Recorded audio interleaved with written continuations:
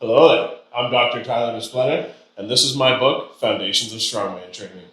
I've used my scientific training to perform brand new research studies on the sport of strongman and combined it with over a decade of personal experience competing in strongman and powerlifting to teach you how to train like the strongest people on earth. I've decided to make a video series on the content of the book.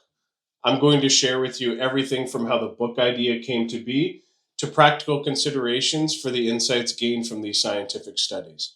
By the end of this video series, you'll have the information you need to optimize your strongman training.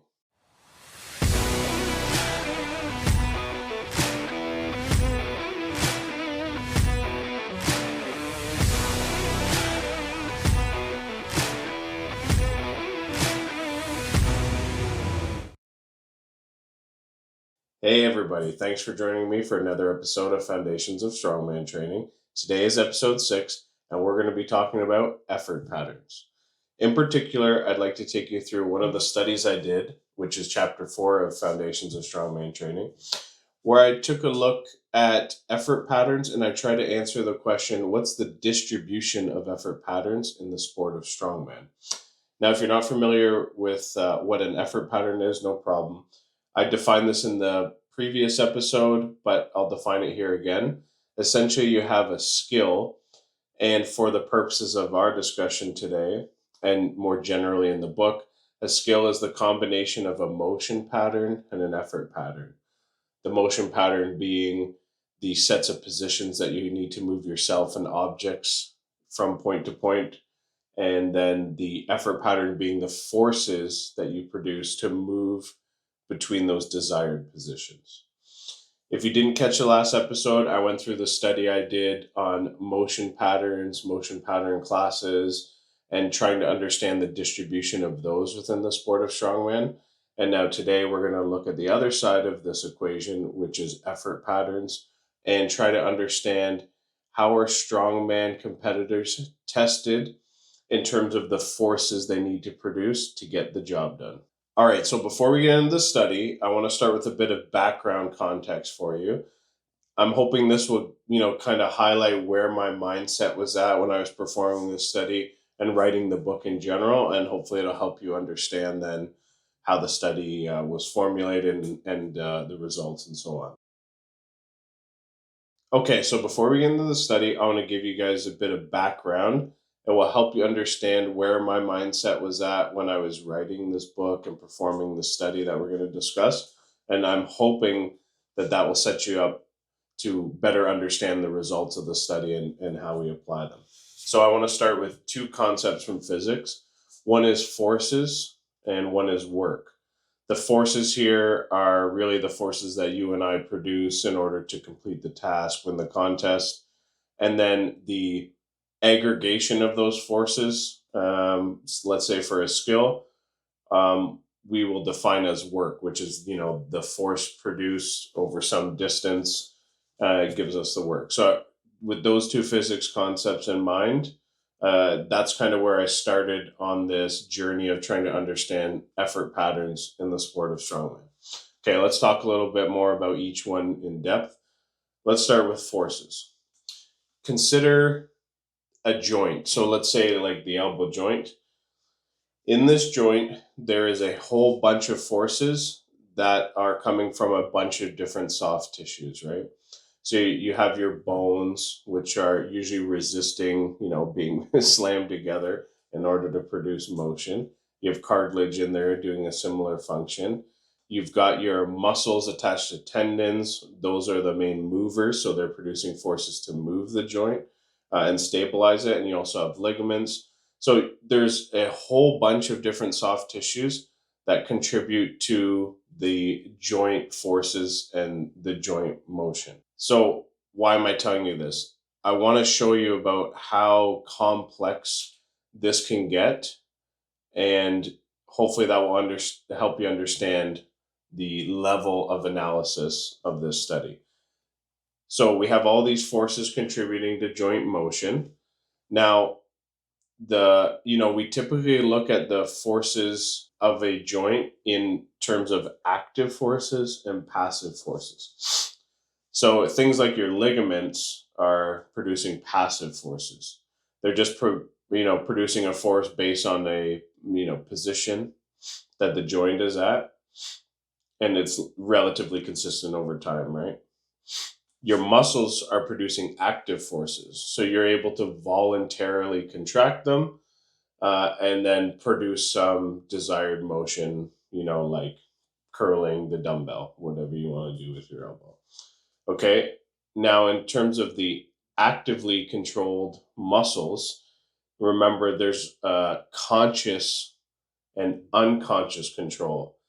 So, conscious would be, you want to do that bicep curl. And so you're thinking about it, and then you're sending the electrical signals to the muscles to, contract them and produce the desired motion that you're looking at.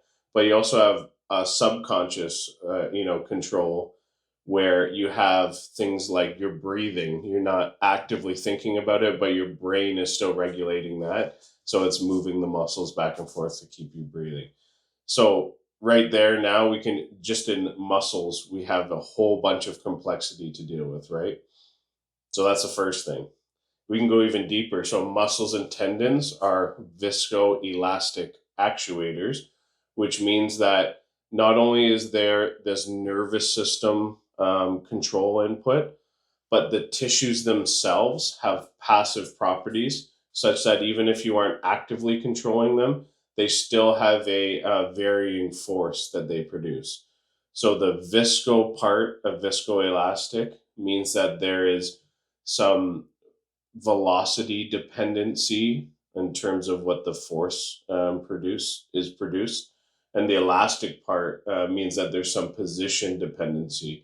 So depending on the rate of speed of the movement, there's a passive component of the tissues of the muscle that will produce a force accordingly, and obviously varyingly. So it's a dynamic system. So just there, going in on muscles and tendons, there's even more complexity there. So all of that's just to say that we could go really deep on this level of analysis. It's what I did in my doctoral studies, but I don't think it provides a very practical level of analysis for the average person, for athletes who are just trying to, hone their craft and win the big contest. Instead, I'd like to focus on forces at a much higher level. Okay, so we'll get to that. Next, let's talk about work. All right, so I'm going to show you a simple equation here. You'll probably remember this from high school physics if you took any of those courses. But I'm just showing you here an equation for what we define as work. So you see here, W work is equal to the aggregation of some forces across some period of time. Or you may see a different form we usually use in simple physics where it's across the distance instead of time. But I'm sure you can figure out how those things are related. This equation here is what really made me think a bit more deeply about effort patterns. If we take this equation and let's consider just the forces, the F of it. If that F is allowed to be a set of values at each point in time, then basically that means that work can represent an effort pattern. If we had F being a single value at each point in time, that would be a single trajectory of work. But when we talk about performing a skill or doing an exercise, we don't prescribe a single trajectory of force. And that's mostly because the human senses can't, comprehend at that level in a real time manner. If we measured people's forces and people's, joint motion, which I've done, you can retroactively go back and look at it and you can understand, okay, I see where the position trajectory looks like. I see what the force trajectories look like. But as it's happening, or as you're, say, a coach telling an athlete, what movement you want them to do, you usually don't describe it as a single, trajectory of force. It's as a pattern, right? So the deadlift is a pattern. You could use a whole bunch of different unique force trajectories to get the bar from the floor to your hips. But all of those different trajectories we could fit as a pattern. So that's kind of my mindset here, that if we just take this equation and on the forces, if we constrain it to some finite set of trajectories, then basically that represents an effort pattern. So in my example, all the different force trajectories you could use to get the, complete a deadlift, motion pattern. So in sports, the rules of that sport, or how the game is played in an acceptable manner to everybody, those define basically the all the force trajectories that constitute the certain skill. So say, you're a quarterback in football and you need to throw the ball, right? You need to throw this, one type of pass, and all the different ways you could throw it, moving your arm in different positions or different speeds, that all constitutes this skill of throwing. But I started to think, okay, you don't have to just throw one type of pass. If you played football, it's very dynamic. There's a lot going on. So if we aggregated a bunch of ways to throw the ball in this example, we could basically form effort pattern classes or groups of effort patterns, right? So basically taking something that's a bit more specific and abstracting to a level where it's a bit more generalized. And so that's the kind of thought process that, led me to think about what I call effort pattern classes. So, for example, an effort pattern, you might want to take a deadlift and you might want to move it for a single repetition, maximum effort, so as heavy as you can go, right?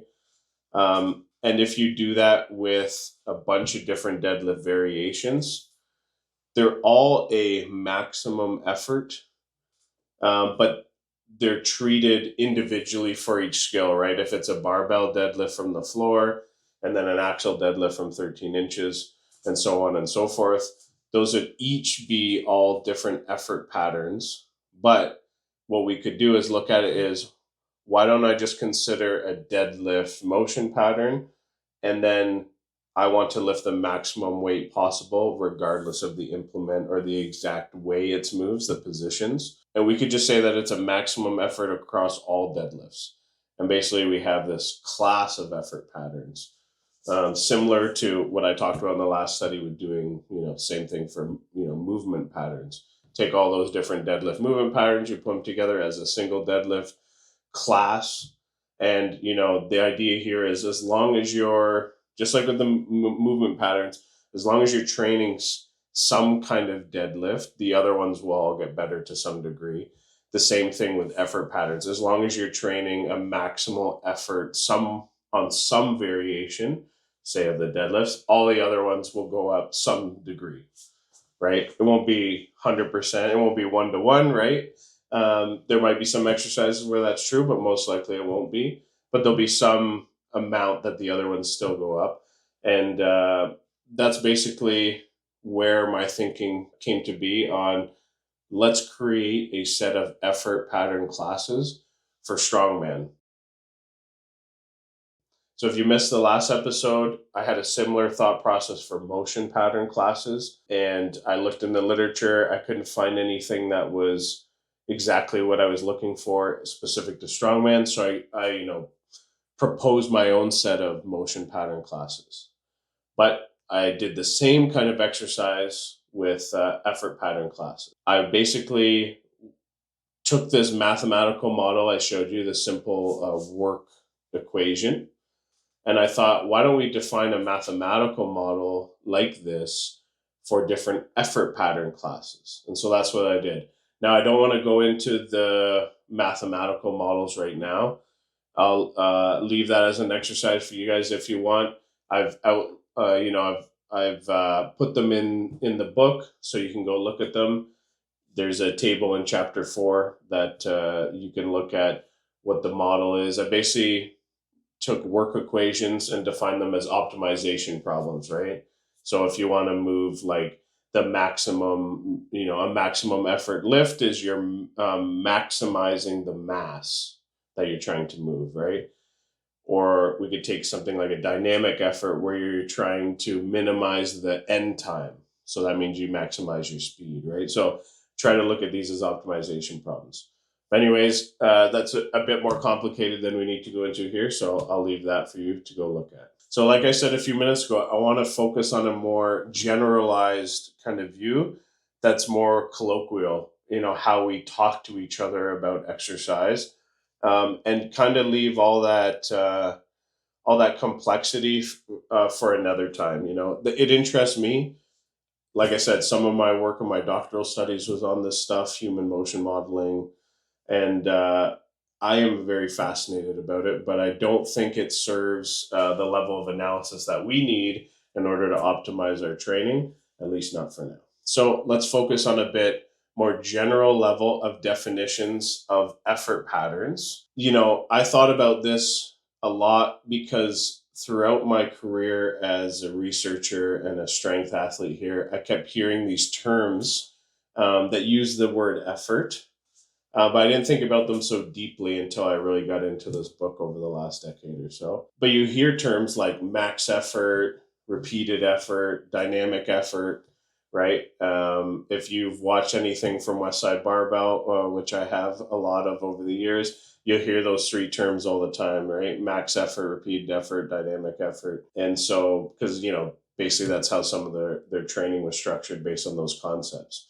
So I heard about them a lot. I understood them at a level, and it made sense, just from the fact that that's how people talk about them, is that level. So, you know, Louis Simmons or otherwise isn't, like I said, going to tell you the force trajectory of each muscle fiber in your body, what it needs to be to perform some, good morning variation, right? It's just not possible with human senses to do that, or practical. So someone might say, I might assign you, commonly speed squats, for example. So a dynamic effort, right? What does that mean to you? Speed squats or dynamic squats? It could mean a lot of things, but most people would say is I have to move fast, probably as fast as possible, right? It should be very dynamic. That entails, obviously, that the loads can't be too heavy, because as I showed you in an early episode, there's this trade off between force and velocity. Okay, so I understood these types of efforts or effort patterns, in a broad sense, how we discuss, when we're talking about strength training normally. But I wanted to see if there was anything in the literature about them. And the good news is there was. One of the first textbooks I read, which was The Science and Practice of Strength Training by Zatsiorsky, Kramer, and Fry. But in there, Zatsiorsky, Kramer, and Fry, they have a very good definition of what maximum efforts, repeated efforts, and dynamic efforts actually are. So if you're not familiar, maximal efforts are essentially taking the most weight that you can do. Now, often we talk about one repetition maximum efforts, or we lift the heaviest weight for a single repetition. But you could have maximal efforts that are multi-repetition efforts, right? You could have a 3 repetition maximum if you heard that kind of terminology before. So that's a maximum effort. Repeated effort is where you take a submaximal load and you lift it for the most repetitions possible. That could be a time bound or not, right? I know I've done something like 40 reps at 405 on deadlift without a time limit, just to kind of see what I could do. So that would be like a repeated effort. Now in strongman, though, it's always time bound, right? So you have 60 seconds to lift the most repetitions, So that's kind of, in a nutshell, what repeated effort entails. And then the last one here is dynamic efforts. And the idea here is just to take some submaximal load and move it as fast as possible. So if it's a squat, if someone says speed squats, you got to do those. Then you're just going to squat however many repetitions as fast as possible. In strongman competitions, though, this is where it's like also entails moving events, right? So it might be do this yoke walk as fast as possible, do this farmer's carry as fast as possible.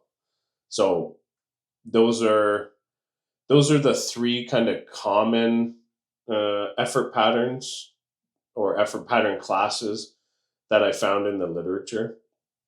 There's a few other, what would you say, famous, sports scientists that talk about this, but the idea comes back to those things being, I'd say, fairly constantly understood.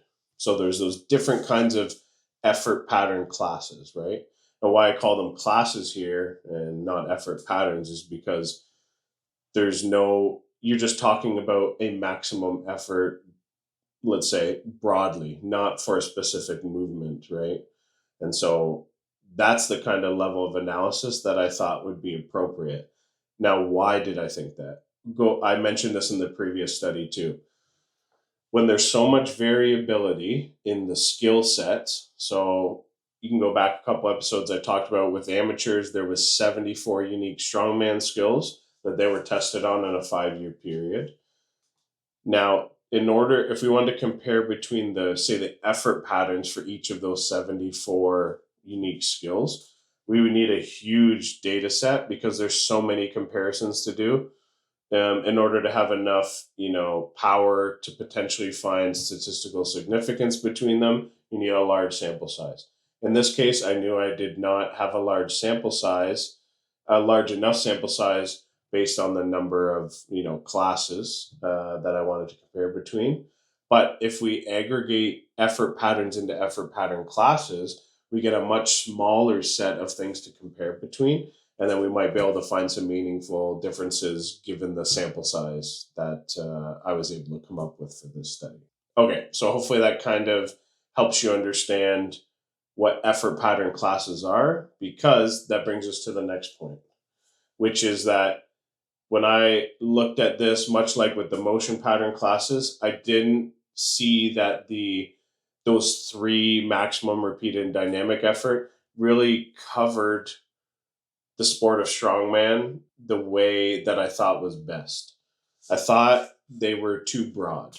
So what I ended up doing was proposing my own set of effort pattern classes that are specific to strongman competition. So let's go through those now. The first one, well, really the first 2 are maximum and repeated efforts. So in competition, strongmen are tested often for 1 repetition maximum efforts, where they need to lift the heaviest deadlift, squat, log press, whatever, for a single repetition. So that one is like direct correspondence, right? 1-to-1 compared to the literature. Number 2 is repeated efforts. Another one we're tested on in strongman. You might have an axle clean and press for as many reps as possible in 60 seconds or 90 seconds, right? So that's the kind of stuff that we're tested on all the time, repeated efforts. Now that brings us to the third class, dynamic efforts. I thought this was actually a bit too broad. And in strongman, I thought dynamic efforts could actually be decomposed into 2 separate effort pattern classes. The first one is what I think dynamic represents typically, which I call fastest efforts, basically as fast as possible. So when someone says speed squats, that's what they mean. Move as fast as possible. In strongman competition, exactly the same thing. Move that yoke as fast as possible down there. If you do it in the time limit as fast as possible, you get a time. If you don't, you get a distance, right? So the idea is that you're moving weights as quickly as you can in order to, complete the task as soon as possible. So that was the first category that I thought dynamic efforts could be split into. The next one is furthest. So often in strongman, now that why I thought this, fit under dynamic, let's say, is furthest efforts mean to take an object and move it as far as possible.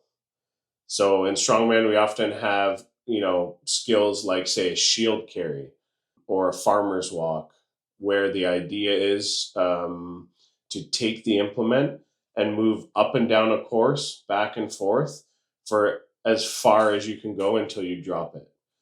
Now, there's variations on this. One you might see more recently is the nickel stone walks or Dinny stone walks, where you'll see athletes, they're able to drop at one time, for example. So there's different rules, but the intent is the same. Whether you drop it or not, as long as it's fair for everybody, you have to move this thing as far as humanly possible. So that is what I term furthest efforts. So for me, dynamic efforts, when related to strongman competitions, are split into those two categories: fastest and furthest. All right, so when I looked across all the skills, that seemed to cover almost everything. But there's a couple that came to mind, and in the data, that didn't fit this. So just to recap, we have four now: maximum efforts, repeated efforts, fastest efforts, and furthest efforts. But then think about a skill like a Hercules hold. Where does that fit in? Is it a maximum effort? Well, you're not really lifting something, you're kind of resisting the gravity of something else. So you're holding it, right? Is it furthest? Well, you're not really moving. Ideally, you don't move at all until everyone else has dropped it, right? So that made me think that there's actually another set of effort patterns that we could put into a class that I call isometric efforts.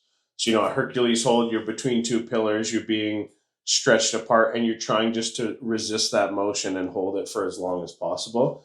But any kind of other grip events like that, or holds, sometimes you do a front hold with a weight. Um, like you see them use a Thor's hammer type implement. But you could use something else where you do a front hold or a side hold. What about a car deadlift hold? So you pick it up and hold it. So those, although humans are never really static, we consider those isometric movements, right? Because the intent is to remain in one position. Now, if you've ever done it, it's very hard to stay exactly still when you're being stretched apart. It's very painful. So it's more like a quasi isometric contraction. But, from a high level perspective, I call those isometric efforts. So just to recap, we started with work and forces, and we worked our way to this idea of effort pattern classes, where we can take groups of effort patterns and put them together into a class, and then that allow us to perform some analysis between those classes. So in the end, I propose this new set of effort pattern classes specifically for strongman. And just to recap, the five of them are maximum effort, repeated effort, fastest effort, furthest efforts, and isometric efforts. All right, so that's all the background for this study. Keep in mind those five type of effort pattern classes, because they're what we're going to study and analyze right now. For this study, I used the same data set as I did in the previous study on motion pattern classes. But just to recap here, basically I took event descriptions from the World Strongest Man Heats and Finals and the Arnold Strongman Classic from the years 2012 to 2023. What I did with that data is I had to take all the descriptions and then map each of those events, which sometimes were multiple skills, into skill occurrences, and particularly effort pattern occurrences. Okay. So basically, with that data set in mind, I performed a three-part study. The first part was to perform this mapping exercise. So basically, I have 5 effort pattern classes, and I have a couple of hundred different skill occurrences, and I need to map all of those hundreds of skill occurrences into these 5 classes, and then, to perform some analysis. So what I did was I came up with some kind of mapping features that were based on the data I had at hand from these event descriptions. I'll show you here on screen now. This is a table of kind of the sorting rule or the mapping rules I used here. And you can see that it's based on the number of implements or weights listed. It's based on the time limits that were given or none, the distances that were given or none. And I tried to do my best to use these criteria to do the mapping wherever possible. Now, there were some cases where, based solely on the criteria, I didn't think that the skill mapped to the particular effort pattern class, or it wasn't clear, right? So you can see in that table that there was a couple of places where a distance could be included or not, and it might map to the effort pattern class. And so most of these fit pretty well, but there was a few where they had to be mapped based on expert opinion, and that expert opinion was mine. All right, so just want to be clear about that. So that was the first part of the study, basically conduct this mapping, process. Now, the second part was to just look at the distribution of effort pattern classes overall, look at the averages, and see what the data showed us. And then the third part was to perform some statistical analyses. So the first thing I looked at was, can we compare between the distributions that were observed between different competitions? So was there a different distribution for World Strongest Man heats or finals or Arnold Strongman Classic than the other two? That was the first statistical analysis. So the second thing was to compare between time ranges. What if I split the groups into two, split it into half based on the years, and then looked at the distributions of each set? Would we see any differences between, say, the first half of the data set and the second half? And the idea here is you might expect, or you might have some intuition that a different era of strongman might have, a different distribution of effort pattern classes than some other era or time period in strongman. All right, let's get into the results here. So I'm going to show you this table, and basically here you'll see the overall results of the data set. Now, this shows you the proportions of the overall skill occurrences in terms of each effort pattern class. So from largest to smallest, we have fastest, repeated, maximum, furthest, and isometric. Now, what's really fascinating to me, and you might have had some intuition that didn't agree with this as well, was fastest was 55% of all skill occurrences. Isn't that crazy? You know, we always talk about strong men need to be big and strong, but here's something suggesting that speed is actually very important. And let's add to that. Look at repeated. It's 30% of total occurrences. So together that gets its 85%. Now, if you ever competed, you'll know that repeated efforts are basically as fast as possible. You're given a time limit, say 60 seconds, and you have to get as many repetitions as possible. So you need to move as fast as possible, assuming like you don't gas out somewhere in the middle. Even then, though, often you get split times. Sometimes you get split times for each implement you do, or if it's a medley, or for different repetitions. Depends on what the event is. So moving fast is key, even if you can't finish like a certain medley, let's say. Okay, so what this points to is that 85% of the time, speed matters. Obviously, maximal strength matters, but I mean, look at the data, 85% of it. Okay, so that to me stood out as wow, I didn't think it was that much. Maybe you did, maybe you didn't. Let me know in the comments if you have other thoughts on it. All right, let's move on to the yearly occurrence count. So that was kind of the overall proportions. Now I looked at the proportions per year just to try to understand the variability. So here you see figure 8 from the book. And basically what it shows you is, maybe not surprising, it's consistent with the overall results. Fastest efforts and repeated efforts dominate every year. So now maybe some of that is because contests have time limits. It's very hard as a promoter to have a show that's 15 hours long, right? So maybe some of that incentivizes how much we use these types of effort patterns. If you've ever run a show or you've been part of a maximal effort event, it takes forever compared to some other events, right? That's another thing why maybe we don't see so many of those.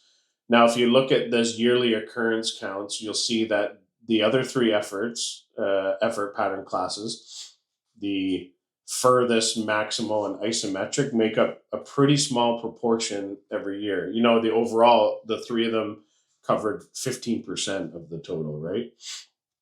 And you see there's a lot of variability between them across the years. right? So sometimes you'll have more maximal, sometimes you'll have, you know, in some years, there's no maximal furthest or isometric effort pattern classes, you know, one of those three.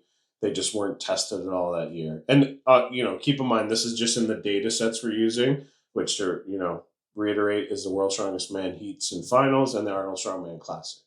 So it's not all contests, right? This might be different if we looked at a broader data set. Now, what we should take away from this is one, just like motion patterns, and because we know the sport of strongman is not standardized, there's going to be a lot of variability here. What I think what's most important is that strongmen we look at and we think of static strength matters, right? And don't get me wrong, it does, because the heavier you get, say your one repetition max, the more repetitions you can move with a lighter weight. So but this data indicates that speed matters. It shows that you need to be fast and you better have a large enough work capacity to work fast enough for long enough to win events. And so that's what I really, when I look at this data, took that away. It was like, wow, 85% of this data is fastest and repeated efforts, right? Now, don't get me wrong. I love a good, you know, isometric or maximal effort. For me personally, I don't really like a furthest because it's usually something carrying on your chest. With asthma, it's hard to breathe. Sucks the life out of you. But you know, looking at this data, it forced me to take my training in a different direction, right? So not so much emphasis, especially, you know, in the in season when we're getting close to contest, not so much on the maximal efforts. Now that has another positive effect is you're not always like wearing yourself down to the bone, right? You're not accumulating, you know, massive amounts of fatigue from always doing those maximal efforts, and you're focusing more on speed. And so, yeah, that's the main takeaway from here. So hopefully you got that out of it, and you'll adjust accordingly if you're a strongman competitor. Okay, now we can get into the statistical analyses. Now, I mentioned before there's two of them, two hypotheses I made.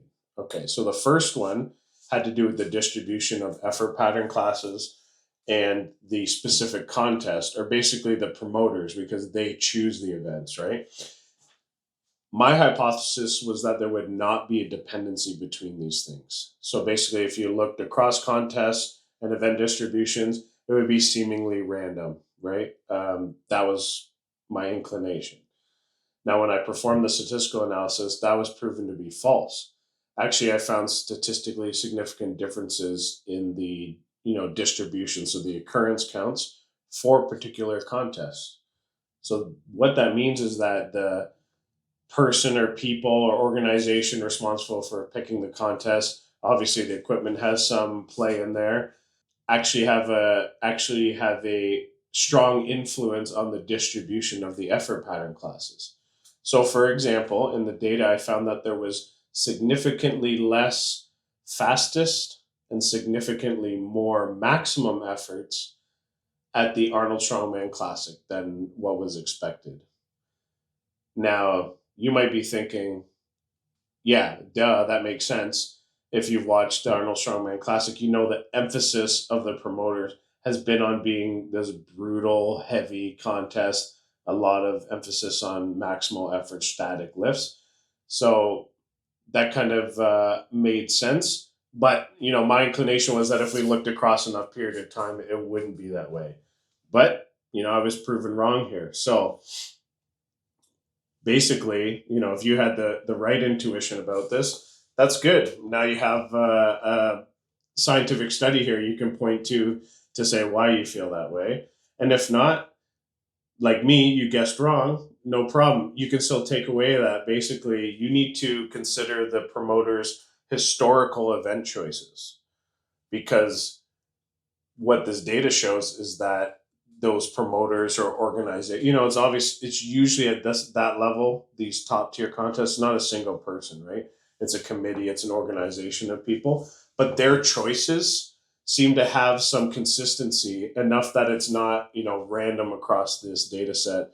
It's actually like the Arnold Strongman Classic focuses on these types of efforts to different, amounts than the World's Strongest Man finals does, for example.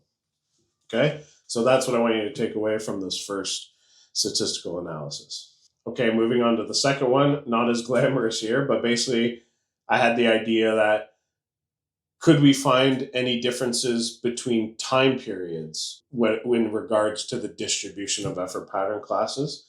My hypothesis and my inclination was that no, we wouldn't find a dependency. Part of this was based on the previous studies that I discussed, where for motion pattern classes looked at the same thing. Does the time period affect anything? There found no difference, at least in the data set that was given. And so that's what I kind of lean towards here, that the time period wouldn't matter, which kind of goes against my intuition before starting this. I would have thought, like, oh, yeah, like, in the 80s they did this. And then when it was, Big Z versus Brian Shaw, they had like more of these types of implements. But for this study, based on new evidence, I hypothesized there would be no dependency here. And I was actually found to be correct. I didn't find any statistically significant differences in the distributions between these two time periods. So maybe that's a good thing, because it means that, on average, if we look across large periods of time, in this case, this data set was 2012 to 2023. So like a fairly long a stretch of time that's going to go through a whole bunch of different competitors that would have been through here, and probably even different people in the promotion organizations as well. So it just means that things do vary across time, but that obviously with our last result, that the promoter, the organization, does have some effect on it. So I hope that was easy enough to understand, and I kind of discussed the takeaways there, and hopefully you can apply those to your training. Now, let's move on to some limitations of the study. So the first limitation is that this data set, I mean, I keep saying this, but it's because it's true of all of them, all these studies that I've done, is that the data doesn't capture all strongman skills experienced across all time, even in this case for all professionals, right? I included the World's Strongest Man Heats finals and the Arnold Strongman Classic. They're the biggest, most prestigious contest in the history of the sport. The World's Strongest Man is basically the show that kind of started it off as a modern sport. And the Arnold Strongman Classic's been going for a long time as well, I think since 2002. But what I didn't include was the new shows in town, things like the Magnus for Magnuson Strongman Classic, the Rogue Invitational, the Shaw Classic, right? Those things are a bit newer, and they don't cover this. They have different events as well that weren't covered here. Then there's things like Giants Live Circuit. There is the Strongman Championships League. And so that just goes to show you there's a whole bunch of different professional level contests that weren't considered here when I did this study. And so that's why it's a limitation. The data here might not reflect all of professional strongman experiences.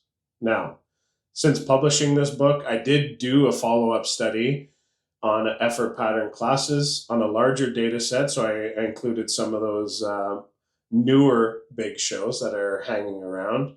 And I'm currently trying to get it looked at and published, but hope to share that with you guys in the future. Okay, so let's talk about a limitation, something that you might not have agreed with me with in terms of the World's Strongest Man. In this study, I chose to have the World's Strongest Man heats and finals considered as two different contests. So when I separated the data, it was into three contests: World's Strongest Man Heats, World's Strongest Man Finals, and Arnold Strongman Classic, not two of them. Now, why I'm bringing this up is because if you're of the opinion that the World's Strongest Man Heats and Finals are the same contest, then that's obviously going to change the results potentially, right? Because all of those occurrence counts would aggregate together under one contest, and then you'd be comparing between just that and the Arnold Strongman Classic. And so that's why this is a potential limitation if you don't agree with my choice here. Now, my argument is that these contests are actually two separate contests.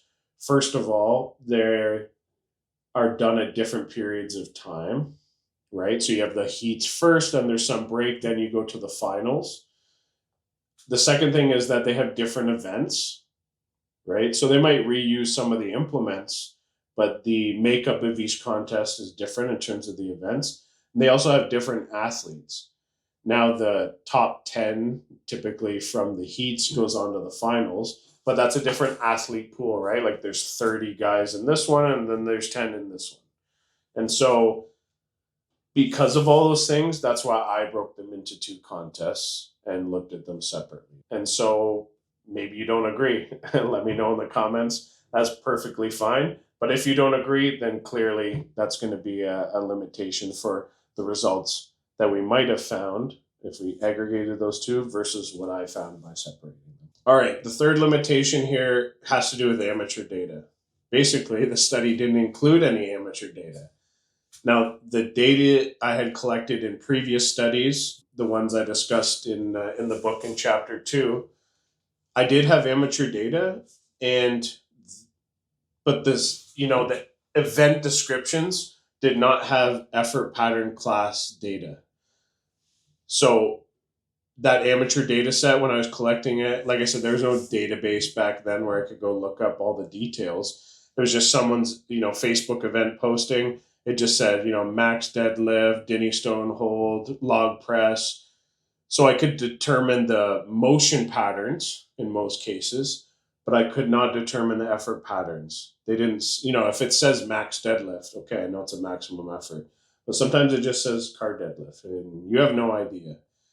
So I couldn't use any amateur data that I had collected. I had nothing where I was able to do that mapping from skill occurrences to effort pattern classes. And so therefore, that's a limitation, right? So what I showed, or the data set here and the results, that's all professional data. So if you're amateur, then you might expect to see different distributions of effort pattern classes.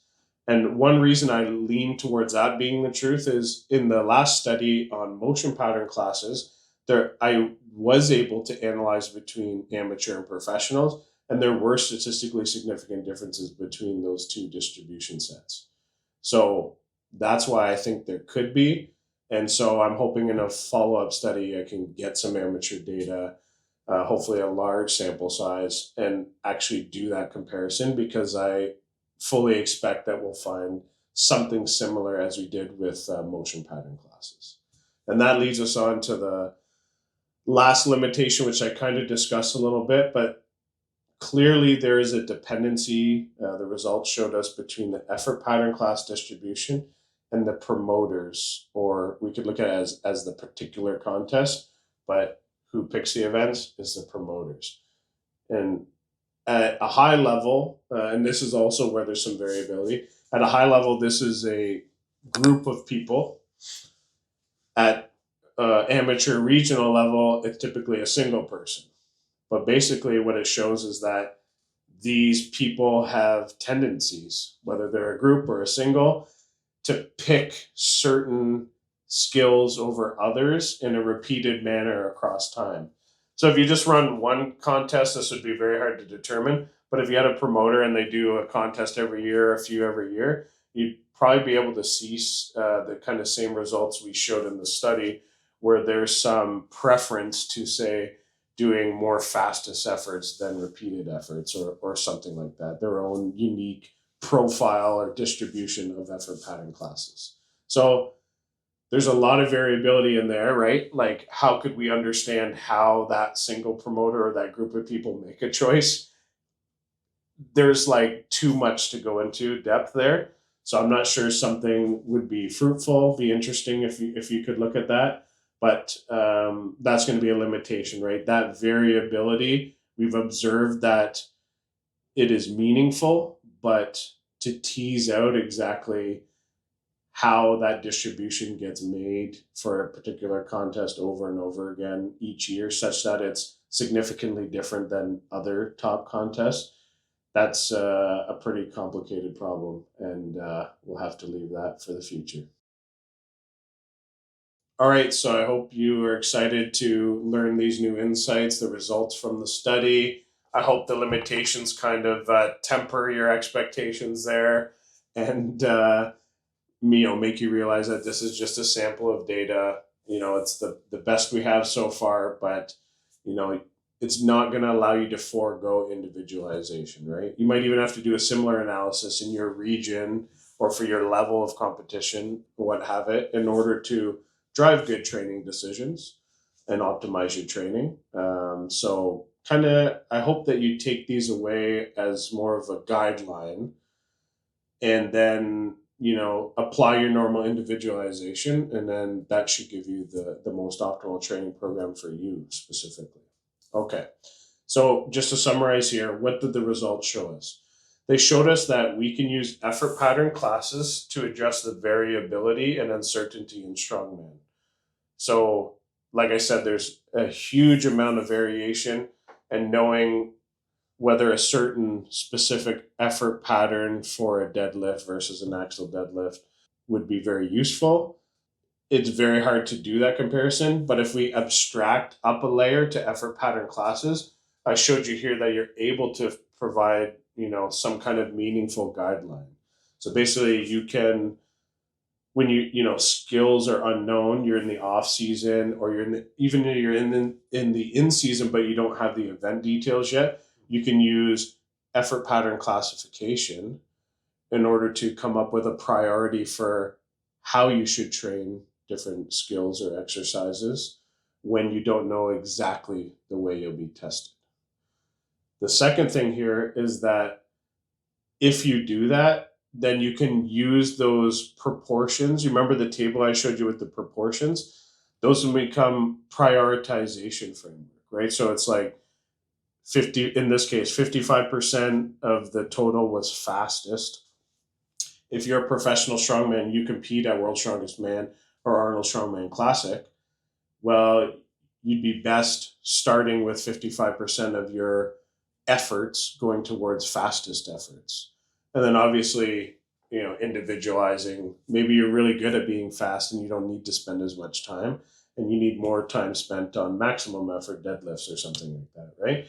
But, this just goes to show you that this can be a prioritization framework, right? So give you a baseline, and then you can start there, and then, make things the way they need to be for your individual case. So that's basically what I was hoping to show here with effort pattern classification. Now, we did some statistical analysis, and the big takeaway from that, which you discussed already, was that the effort pattern class distribution, and then obviously the underlying effort patterns, are going to be significantly different depending on the particular contest, or really the promoter set of promoters that pick those skills. So the takeaway there is just, know your audience. If you're going to World's Strongest Man, just look at the historical data of World's Strongest Man.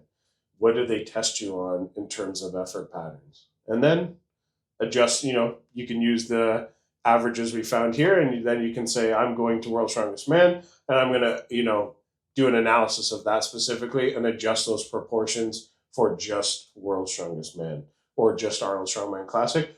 Or if you're like me, an amateur, whatever that contest is, right? If it's a contest that's run year after year by the same person or group of people, you can apply a similar kind of analysis, and you'll be able to optimize your training that way.